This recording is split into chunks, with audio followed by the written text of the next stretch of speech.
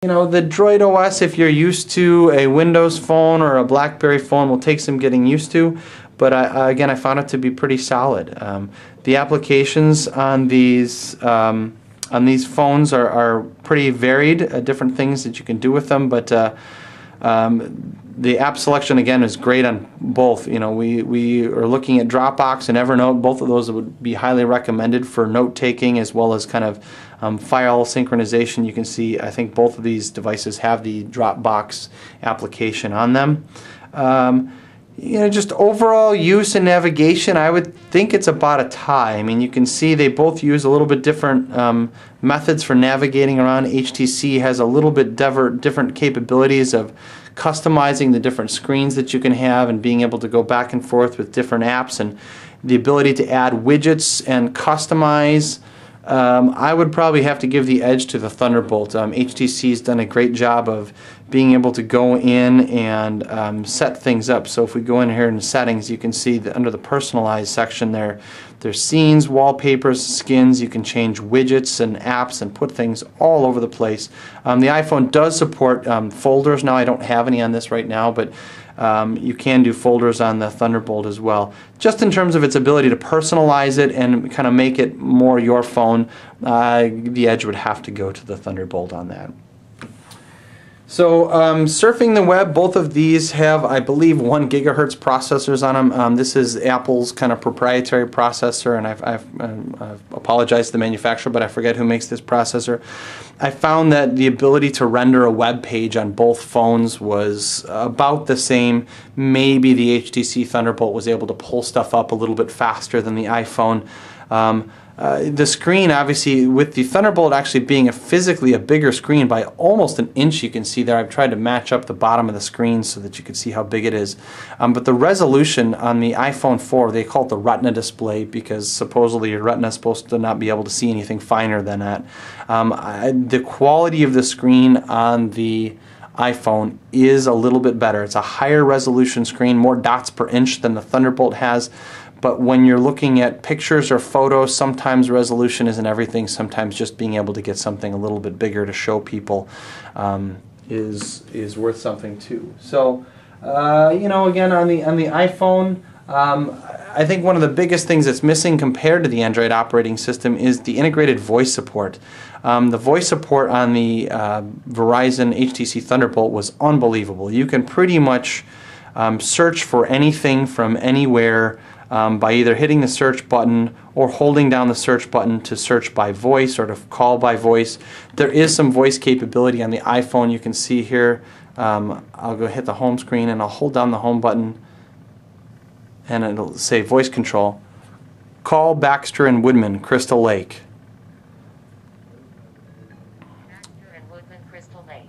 Other word.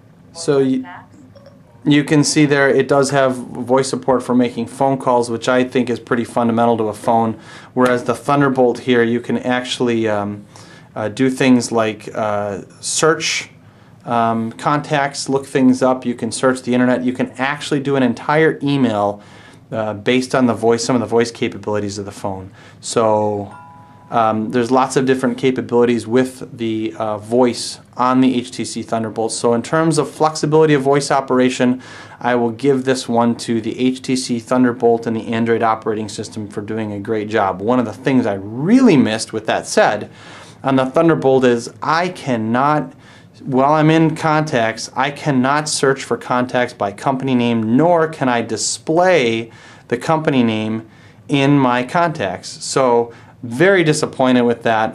Really would have expected Google to know how to make that work so that you can look up a contact by the company name inside of contacts. You can, from your main search screen, search for them by the contact, so that is there, but you just simply can't go into people and search or even display what company these people work for. And by the way, the default is to display things by first name, which made me feel like a 13-year-old teenager, which maybe if you are a 13-year-old teenager, that's what you want to display by first name. But I prefer to display by last name, which you can do, or display by company name, which you cannot do on the Thunderbolt. So I think that should round out the review here. one of the big things I told you I'd get back to, which was really the 4G.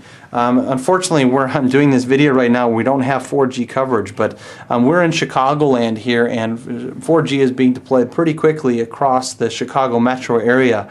And we actually found 4G to be approximately 4 to 6 times faster than the EVDO 3G technology that you're limited to on the Verizon iPhone. So in terms of speed and capabilities, if you're into big downloads, watching YouTube videos, and a lot more data, the 4G phone might be something you want to consider. And right now this phone is available, and there is no 4G alternative for the iPhone at this point. So in terms of raw speed, with the 4G coverage, it goes about halfway through the suburbs in Chicago, and I've been told more is being added every week around here, which we actually have seen to be true. In the 2 weeks we demoed this phone, we found that 2 or 3 different Verizon 4G towers were turned up in our area. So again, the 4G service is much better on the HTC.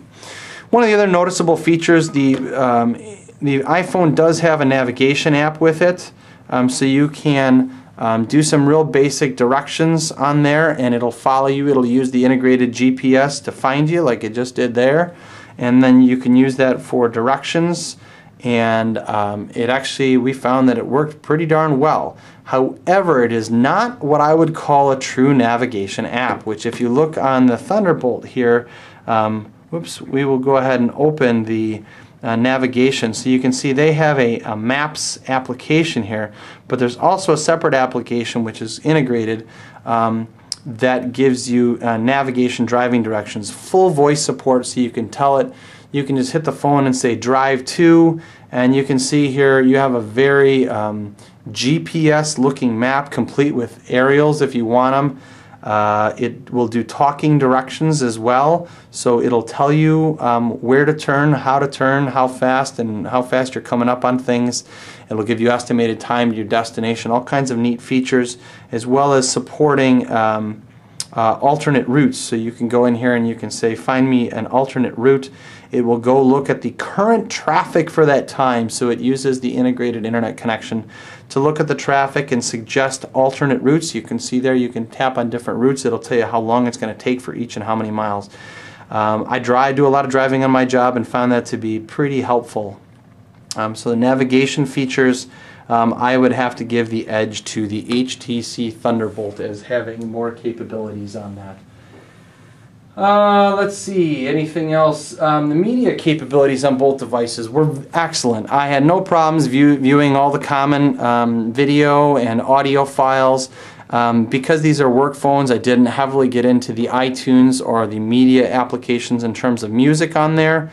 But what I was able to do on the HTC Thunderbolt was pretty neat. I was actually able to take pictures and videos with the phone, and then sitting on my couch on my Wi-Fi network at home, I brought up this app called Connected Media and actually had it search my network. It found both my television and my tuner, because they're both on my network, as devices that I could play to.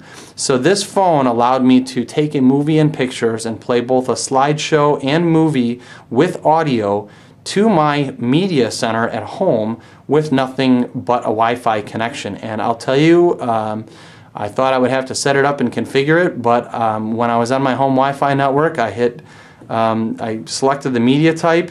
In this case, I'll tap on video. I pulled up a video, and then I hit this button right here, which allowed me to play it to something. Now there's nothing, it's not listed up there, but I was able to play it directly to my location at on my media center. So again, hands down, the media tool worked. There was a bunch of different options on the HTC Thunderbolt that were not on the iPhone.